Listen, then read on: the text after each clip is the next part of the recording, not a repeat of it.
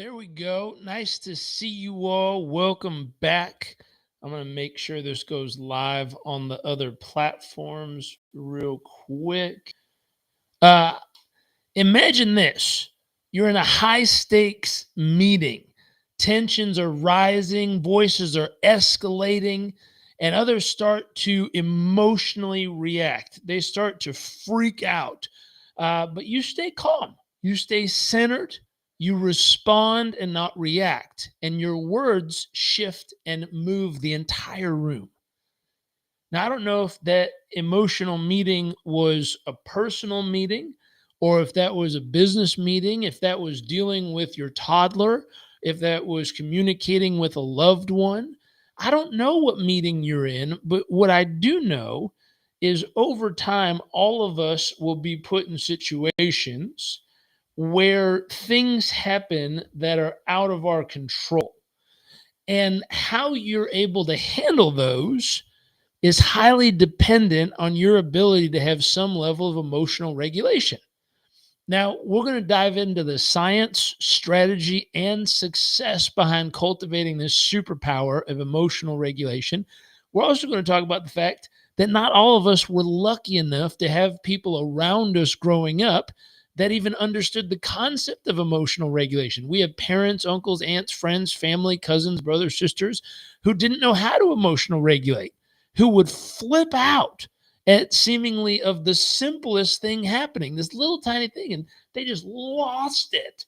Now, I don't know if you had family members like that. I certainly did. And looking around, realizing, where do we learn this from?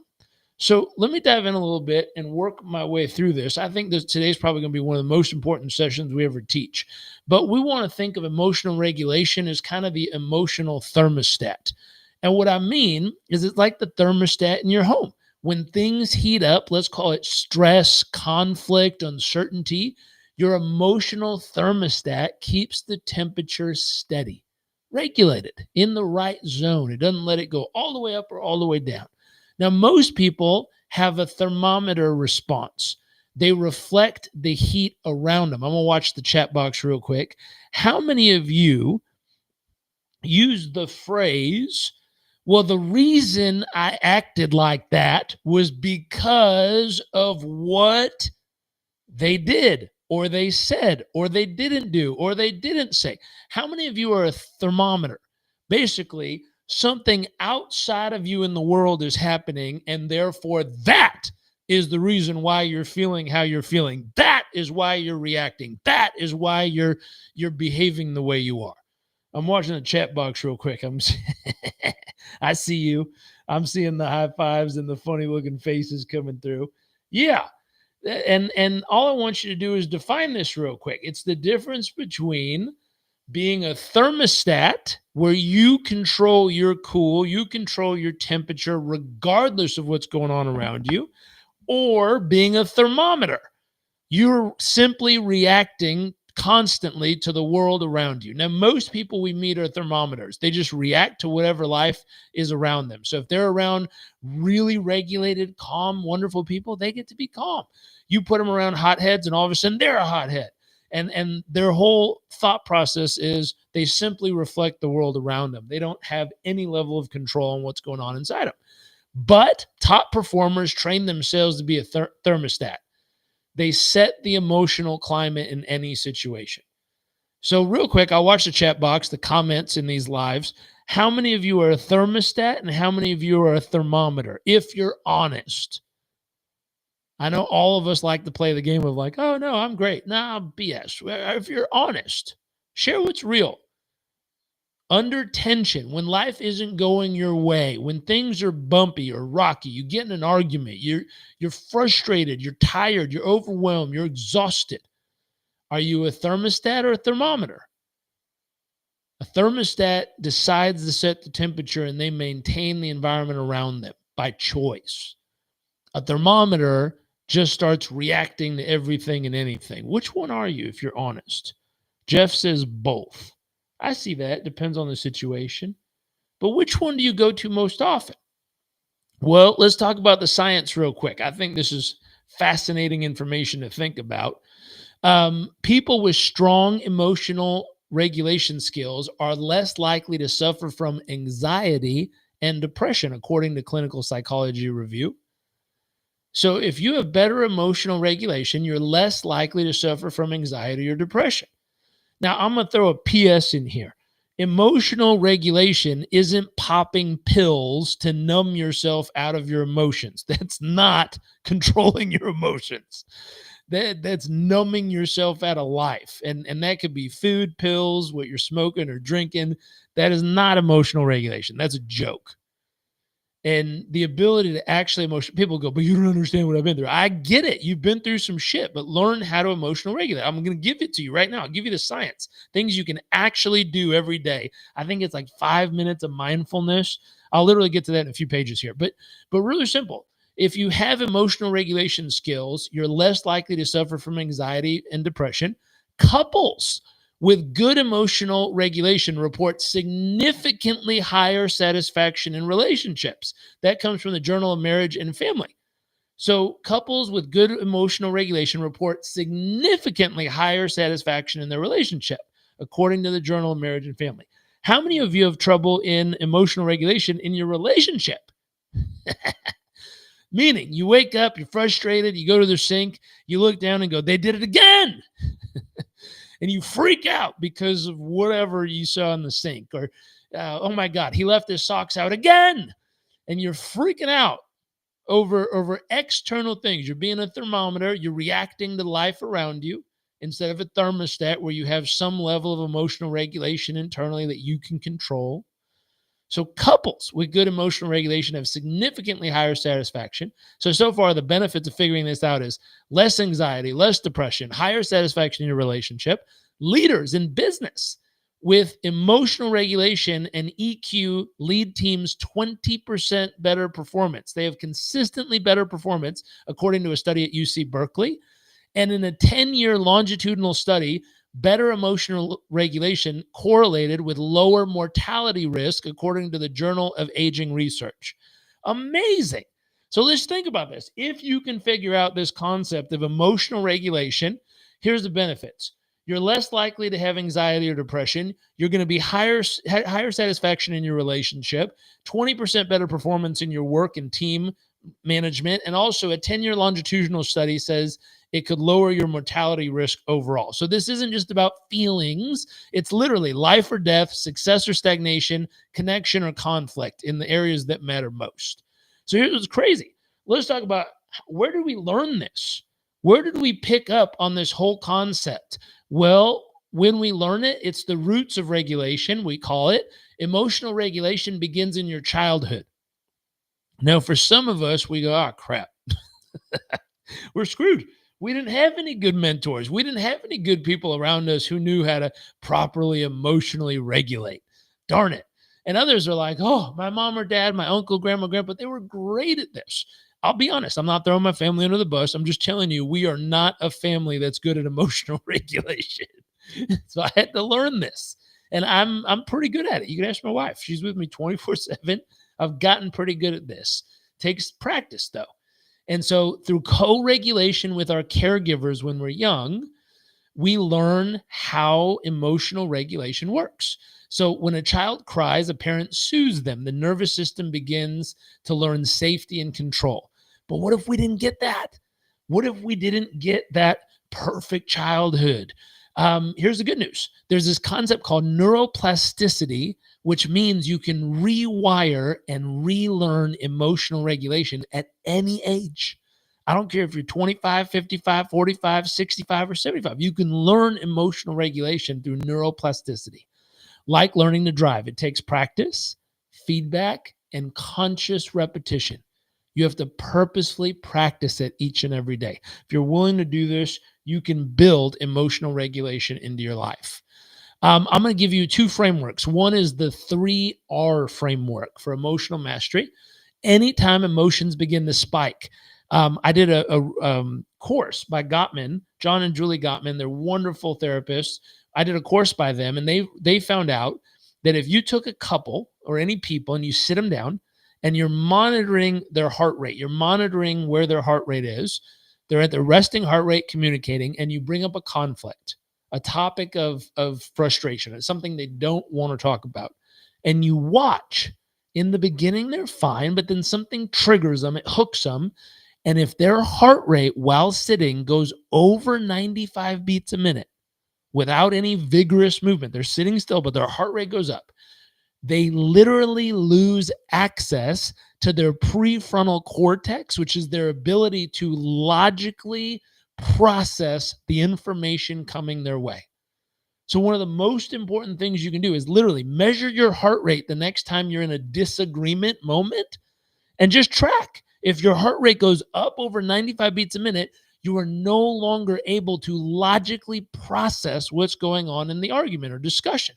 It's a simple tell to see if you're triggered or not. And so when that starts to happen, here's a few things you can do. 3 R's. Number 1, recognize. What am I feeling right now, and where am I feeling it in my body? Am I feeling anger? Am I feeling tension? Am I feeling sad? Am I feeling frustrated?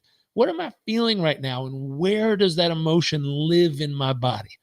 Number 2, you can reframe. What story am I telling myself? What story am I telling myself right now? They're saying that because they don't care. They're saying that because I'm not important to them. They're saying that because they're rude or they're mean. What story are you coming up with that's pissing you off or hurting your feelings?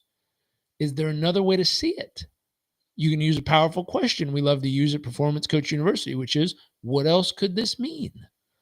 Is there a different meaning you might give to this that can all of a sudden change how you feel? Finally, we have recognize, reframe, we have regulate. What tool can I use right now to calm, shift, or redirect this emotion? I think one of the worst things people do is try to avoid the emotion. I'm not going to feel it. I'm not going to feel it. I'm not going to feel it. And then you feel it versus saying, I recognize that I'm angry right now. I'm going to reframe. What else could this mean? I'm going to find a positive meaning, and then I'm going to regulate. I'm going to go do some breathing. I'm going to go meditate. I'm going to go journal. I'm going to go work out. I'm going to go do something with this emotion. Here's a bonus tip. This is what I was talking about earlier. According to Harvard studies, just 5 minutes a day of mindfulness can begin to rewire your entire nervous system. 5 minutes a day. 5 minutes a day of meditation, 5 minutes a day of breath work, 5 minutes a day of mindfulness can rewire your entire nervous system, your entire experience of life. 5 minutes a day. I have this really cool little gadget I bought. Let me show you. This thing, it's called NeuroSim. It hooks up right behind your ear and it electronically stimulates my vagus nerve. And I'm watching my heart rate variability, which is how well my body can adapt and take on stress, consistently go up each day through using that an hour a day. There's other tools. There's something like this guy, Sensate. This one hangs on your chest and vibrates in a pattern that tells your nervous system you're okay. There's another one I use called Apollo. This one goes on your ankle and vibrates in a little pattern that tells your nervous system you're safe, you can relax, you can be calm. There's so many tools you can use. And then there's other tools you can actually do. Those ones do it for you. You don't even have to do mindfulness. You just plug yourself in and let it do its thing. It vibrates or buzzes in the background or does the stimulation. It resets your nervous system to calm for you. For those of us who don't want to do anything each day, you just plug yourself in and let your nervous system recalibrate. For those of you who want to do the work, you can do breath work each day. You can meditate. You can journal. You can go for a walk. You can work out. There's so many ways to do it, but do something for 5 minutes a day. According to the Harvard studies, it shows that it improves your regulation of anxiety overall. I can't read the fancy name. It's Kabat-Zinn et al. 1992. But anyways, 5 minutes a day of mindfulness can begin to rewire the entire system. Studies shown that meditation improves regulation in anxiety patients and overall in the nervous system. Absolutely incredible. And so let me talk about this. What is the impact by doing the 5 minutes a day? What does it actually get you? Well, let's talk sleep, stress, wealth, and work.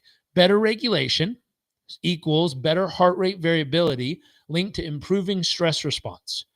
So if you can better regulate your emotions, your heart rate variability, which is the number one predictor of longevity, how long you live, according to a $1 million study they did in Silicon Valley, number one predictor of heart rate variability, You can improve your heart rate variability just by having better emotional regulation. Number 2, reduce stress-related illnesses.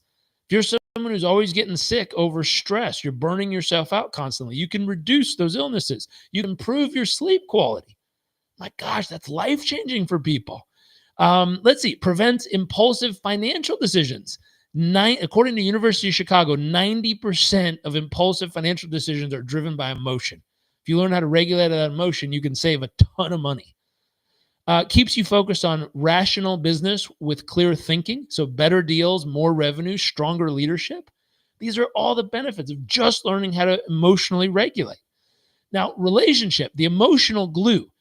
In relationships, regulation is the difference between a fight and a fracture, or a moment of intimacy and trust. Couples who use emotional timeouts, or the emotional reset, as I call it, they're able to name feelings versus blaming. They show long-term satisfaction and resilience improvements. Every time you respond calmly to a storm, you're not just protecting your relationship, you're actually strengthening it. You're making it stronger.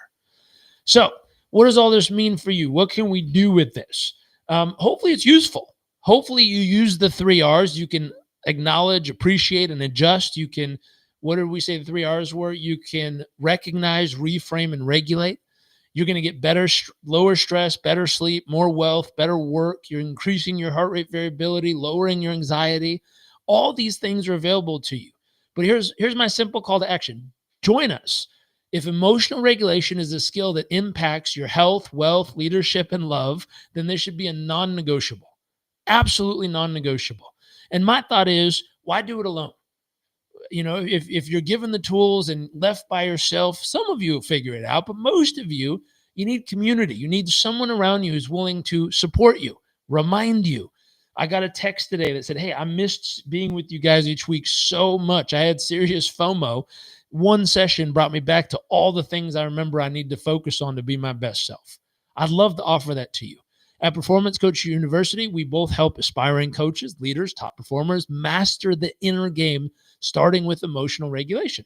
If you're interested, you'll learn stuff like exact tools to stay calm under pressure, how to coach others through emotional storms, the science-backed strategies to build resilient, regulated teams. If you want to coach or perform at the highest level, lead a life that reflects your best self, this is your next step. And so, real simple, go to performancecoachuniversity.com and apply, or send me a direct message that just says PCU-emotional regulation. I'd love to chat with you, love to see if it's a fit, and love to see if we can support you in mastering this skill set, not only for you, for your kids. Be the person that rewrites the stars for your family tree. It doesn't have to keep going that way. You can be someone who learns these tools, who master these tools, and make sure every generation moving forward looks back and says, thank you for being the one who learned how to emotional regulate. Not just have the same thermometer reactions, constantly blaming others and just all over each other emotionally. Be the person who learns how to navigate it. Be the person who learns how to create some stability in your family and community. It's now needed now more than ever. I saw a young boy getting stabbed at a football game or a track meet. All this stuff's going on. If they learn how to emotionally regulate, take a breath, capture your thoughts, set the thermostat, and then decide how you'll respond, not react. It's a game changer. It changed someone's entire life. Would have saved a life in that situation. It's needed now more than ever in your family and society, even in your workplace. Anyways, let's wrap this up. Your emotions don't have to run your life. You can run your emotions. And when you do, everything changes. So please share this with someone who needs it. Tag them in the comments below. If you got tagged in this, it's not because they don't like you. It's just they hope that you learn how to emotionally regulate a little better. And come and join us at Performance Coach University. Thanks for tuning in, and see y'all later. Have a great day, everyone.